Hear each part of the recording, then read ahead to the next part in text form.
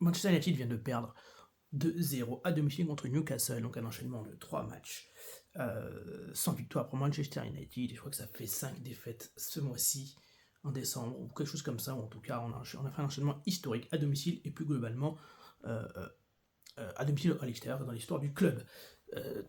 Les gars, honnêtement, je pense que Pogba, il a lancé un sort à Mbappé. Ça y est, c'est en train de se dissiper, mais je crois qu'il a lancé un sort. Le vaudou, là, le gars, là, qui nous a ensorcelés, il est très, très fort. Manchester a été ensorcelé. Et le sort qu'on nous a jeté, le sort que Monsieur Paul Labile Pogba nous a jeté, il est extrêmement puissant. Là, ça va être compliqué, les gars. Tous les supporters de Manchester United, je pense que se posent la même question. Quelle chaîne on va devoir regarder pour voir la Championship l'année prochaine, pardon. Parce que là, on y fonce tout droit. Équipe sans talent, on prend des buts directs toujours très rapidement. Lisandro Martinez, le gars dépassé sur tous les centres. Là, c'est compliqué. On sent que les joueurs mentalement sont perdus. Zerlizy, on lui a coupé les jambes 25e minute, il sort. Amorim sans solution, il se gratte. Le gars, je crois que ça fait à peine un mois qu'il est là. Dépression totale, il doit regretter le Sporting. Nous, on est la risée de l'Europe, voire du monde. On est, je crois, que la deuxième équipe la plus chère du championnat, et on est 14e.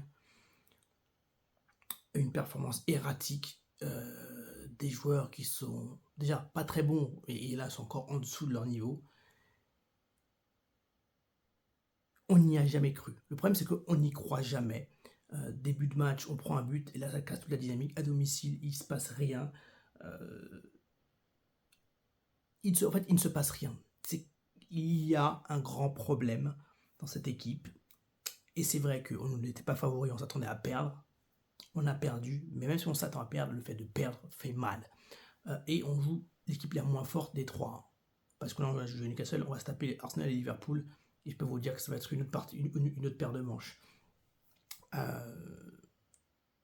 Franchement, je vois pas de solution à court terme.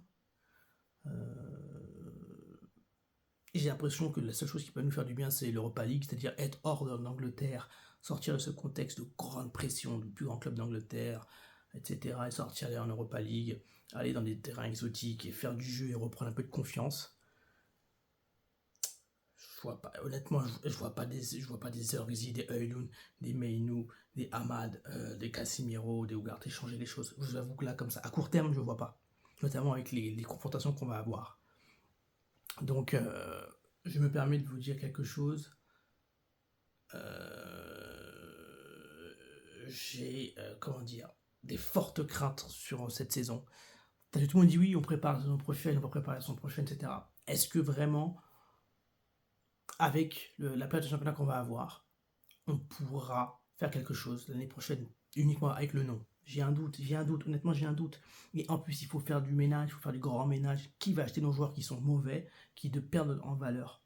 Comment on va faire? Là je suis pas chez moi. J'ai regardé ça, PLS, là, je vais aller dormir direct, les gars, je vais aller dormir direct, parce que là, je pense qu'il faut une bonne nuit de sommeil, bien dormir, bien réfléchir. Là, j'aurais tellement aimé être Amorim dans le vestiaire.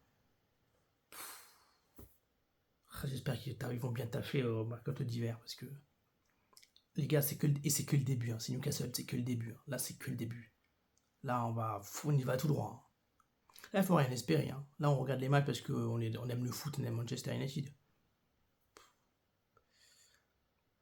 Et je suis sûr que de nombreux d'entre vous sont en train de désespérer, en train d'abandonner le club. Franchement, je me dis, c'est bien, tu vas supporter Bayern de Munich, tu es sûr que tu es dans les deux premiers, tu sais que tu as gagné une petite coupe, c'est propre. Tu prends tous les meilleurs du championnat tous les ans, t'es bien, quoi. Je pensais pas vivre une crise aussi profonde dans ma carrière de supporter de Manchester United, notamment dans cette période où on n'est pas forcément, on a un club qui achète, même s'il y a les Glazers, effectivement, on n'est peut-être pas la plus la meilleure équipe d'Angleterre, mais être aussi bas dans le classement, c'est chaud. Et pour Amorim aussi, moi je serais derrière lui, mais c'est compliqué. Son entrée en matière est compliquée. Moi j'ai toujours dit, c'est pas l'entraîneur, C'est pas un problème d'entraîneur, c'est un problème de joueur avant tout. Je sais que certains dans les commentaires disaient oui, t'es dur. Les joueurs, quand je dis ils sont nuls. Ils sont gaze. Et c'est pas qu'ils sont les plus nuls. Je pense pas qu'on soit l'équipe, la 14e équipe du championnat d'Angleterre. Je ne pense pas forcément. Même si on ne doit pas être si loin que ça. Je pense aussi qu'on a craqué mentalement, qu'il y a tout un système qui craque, un club qui chancelle au global. Et ça donne ce résultat-là. Tout le monde a fait son commentaire. Je dis que Cristiano Ronaldo fait son commentaire. Les anciens font leurs commentaires. Bientôt, il y aura des équipes adverses qui vont faire leurs commentaires. Force est de constater qu'en tout cas que les joueurs sur le terrain sont mauvais. Ils ne sont pas forcément dans les meilleures dispositions également. Il y a beaucoup de changements dans l'équipe. Ça prend plus même le joueur qui étaient les meilleurs n'arrivent plus à faire les différences. Amad n'arrive plus, Mazraoui a du mal. C'est normal, ils sont une équipe qui n'avance pas.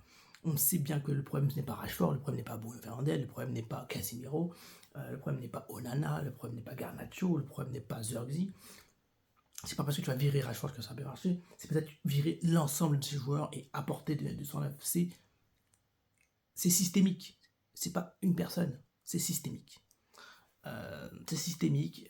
C'est le résultat d'une gestion des Glazers horrible, c'est le résultat de transferts mauvaises, c'est le résultat d'une philosophie, d'une vision d'un club qui n'a pas été porté par des gens intelligents.